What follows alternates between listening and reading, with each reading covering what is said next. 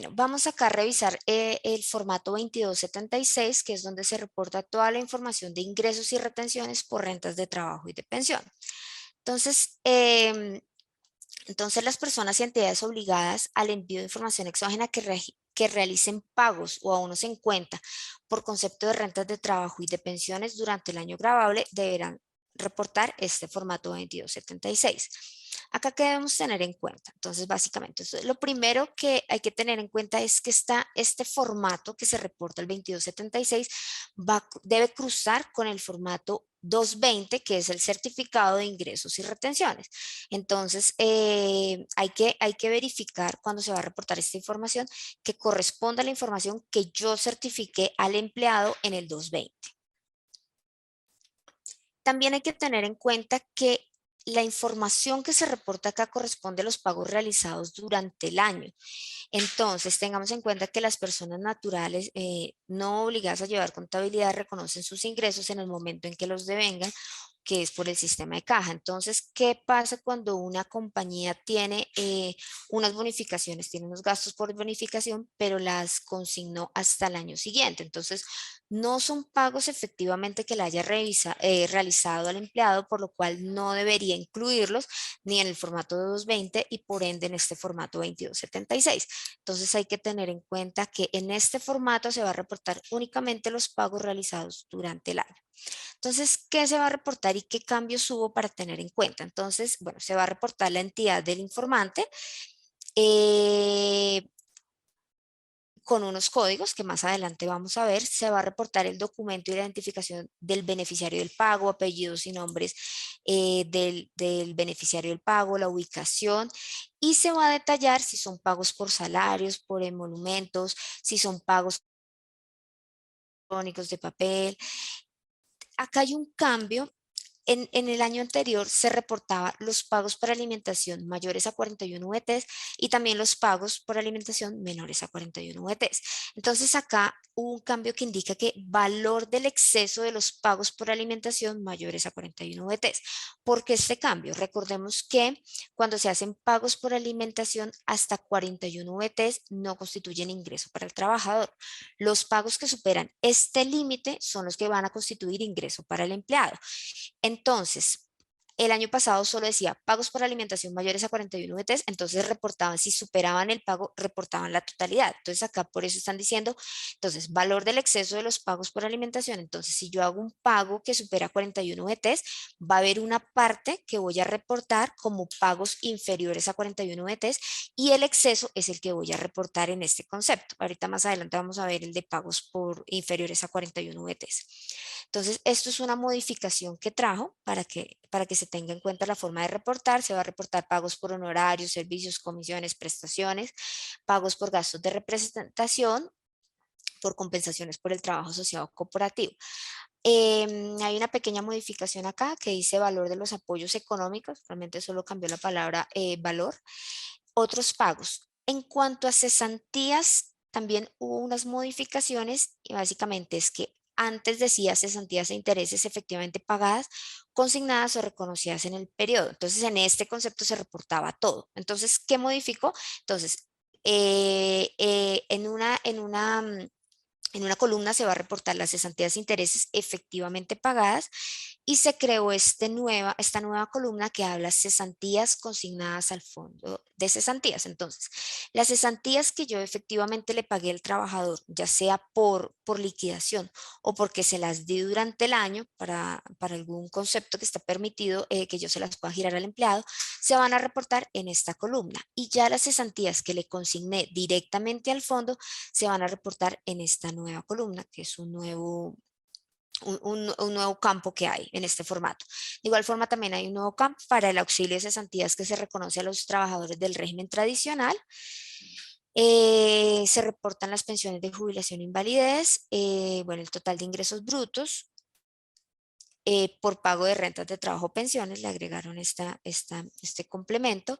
En cuanto a los aportes de salud, pues se siguen reportando los aportes obligatorios por salud, le adicionaron a cargo del trabajador, hicieron como la precisión que serán únicamente los pagos a cargo del trabajador, los aportes a fondo de pensiones obligatorias también a cargo del trabajador, Incluyeron este nuevo que era aportes voluntarios al régimen de ahorro individual con Solidaridad RAIS. Antes estaba en esta columna estaba todo. Estaban los aportes a fondos de pensión, solidaridad y los aportes voluntarios. Entonces crearon un nuevo concepto y va en otra columna diferente. En cuanto a los aportes voluntarios a pensiones voluntarias, a AFC, estos siguen igual, no hubo ningún cambio. En cuanto al valor de las retenciones en la fuente de pagos o rentas de trabajo, continúa igual. Y recordemos que este concepto deberá cruzar con las declaraciones de retención en la fuente eh, que se realizaron durante los 12 meses, o sea, se debe sumar las retenciones del formulario 350 en cuanto a rentas de trabajo y este valor deberá cruzar con las declaraciones. Algo nuevo que trajo este formato es en cuanto al impuesto a las ventas IVA por mayor valor del costo gasto y la retención a título de IVA. Entonces acá hay que tener en cuenta que cuando yo contrato con personas o me prestaron servicios personales y yo les hice la retención o traté como rentas de trabajo a estas personas y le hice la retención del 383, estas personas deben reportarlas en este formato, en el 2276. Pero ¿qué sucede? Pueda que estas personas, a pesar de que me prestan servicios personales, son personas que son responsables de IVA. Entonces ellas me emiten la factura con el IVA. Entonces, ¿qué pasaba antes? Resulta que antes yo reportaba en este formato a esas personas y le reportaba el pago del honorario, por ejemplo, y le reportaba la retención en la fuente en este formato. Pero si él me había facturado un IVA, y era mayor valor del costo gasto, porque si fuera deducible, pues estaría si fuera descontable, estaría en el descontable, pero cuando era mayor valor del costo de gasto o yo le había practicado retención de IVA, estos dos valores me tocaba reportarlos en el formato 1001 y cuando decía pago aún en cuenta me tocaba poner cero. Entonces, ¿qué pasaba? Pues quedaba como partida la información. Entonces, en el 1001 una parte y en el 2276 otra parte. Entonces, en esta resolución lo incluyó en este mismo formato y acá se va a reportar toda la información. Entonces, tener en cuenta porque no todas las personas o algunas personas son responsables de IVA y yo las trato como rentas de trabajo, por ende va en este formato. Acá, como les mencionaba, pagos por alimentación hasta 41 UETs no cambió, sigue igual, pero entonces hasta cuando son pagos que superan, entonces la parte que va hasta 41 UETs lo voy a reportar acá y el exceso lo voy a reportar en la otra columna, que es el cambio que hubo. Básicamente estos fueron los cambios que hubo. Ah, bueno, hay más cambios. Entonces, se agregó una columna para ingreso laboral promedio de los últimos 6 meses únicamente para trabajadores que apliquen el numeral 4 del artículo 206. ¿Qué es este numeral? Este es para cuando se pagan cesantías, dependiendo el salario, existe unos rangos que a partir de cierto salario, las cesantías van a estar grabadas en un porcentaje. Entonces acá pide que se informe el valor promedio de los últimos 6 meses, del salario de los últimos 6 meses, únicamente para los trabajadores pues, que superen este límite, o sea, que tengan una parte de las cesantías grabadas, se debe informar acá. También algo nuevo es que se va a informar el tipo de documento y el número de identificación del dependiente económico. Entonces, si hay alguna persona que está tomándose un dependiente económico, acá se deberá informar, se va a informar esta, mm, este dato. Entonces, las personas solicitan la deducción de dependientes económicos que entregan la información a la empresa, entonces la empresa va a reportar conforme a lo que el trabajador le está certificando en la carta donde relaciona el dependiente económico. Se deberá identificar cuando se hagan pagos por rentas de trabajo a través de fideicomisos, se deberá identificar, se modificó que antes decía identificación del contrato y el tipo de documento de identificación del partícipe de contrato de colaboración y se eliminó la parte de identificación del partícipe en el contrato de colaboración. Realmente son unos cambios que hubo ahí, pero como más del nombre, pero pues se sigue reportando cuando sean contratos, pagos a través del fideicomiso o pagos a través de un contrato de colaboración. Bueno, entonces, como ya les mencioné, en este formato también se reportan los honorarios de servicios personales que hayan cumplido con los requisitos de, le haya aplicado la retención del artículo 383.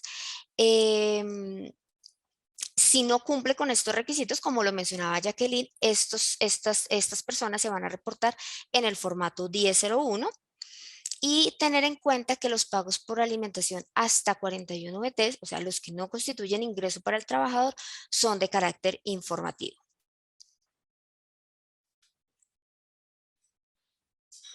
Todas las casillas de valores son de obligatorio diligenciamiento y en caso de no tener información, pues esta se deberá diligenciar en cero.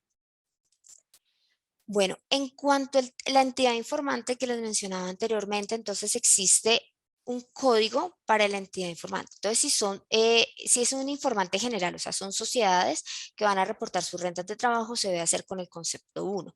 Si son pagos de rentas de trabajo que se hacen a través de fiduciarias, se van a registrar se van a reportar con el formato 2. Y si ya son pagos que se realizan en virtud de un contrato de colaboración empresarial, se van a utilizar el concepto del 3 al 8 dependiendo del tipo de contrato que se tenga. Entonces, eso será el código de la entidad informante que se deberá mencionar. Bueno, como ya les mencioné, entonces acá se va a reportar pagos a bonos en cuenta por rentas de trabajo cuando en entidad del informante se va a reportar con informante general y las casillas de identificación del fideicomiso, tipo de documento e identificación del partícipe de contratos de colaboración no se va a diligenciar, va a quedar en cero. Lo mismo que cuando sean pagos con recursos del fideicomiso, deberá reportarlo con el concepto 2 y en la parte y diligenciar la parte de identificación del fideicomiso. La parte de identificación del participante del contrato no se va a diligenciar. De igual forma, cuando sean pagos a través de contratos de colaboración empresarial, se va a diligenciar la información relacionada con el partícipe del contrato y la parte del fideicomiso no se debe diligenciar. Entonces, como para tenerlo en cuenta que hay que identificar claramente si son entidades informantes generales, entonces va a ir con informante general, si es a través del fideicomiso, se debe diligenciar la información relacionada con el fideicomiso, con la fiduciaria, y si son contratos de colaboración empresarial, se va a diligenciar la información para este tipo de contratos y lo demás irá en cero lo que no aplique. Esta es la estructura del formato. Acá está como lo vamos a encontrar en el prevalidador. Y acá pues les dejo resaltados los dos cambios, así que hubo básicamente que son dos campos que se adicionaron importantes para tenerlo en cuenta para las personas que prestan servicios y son responsables de ello.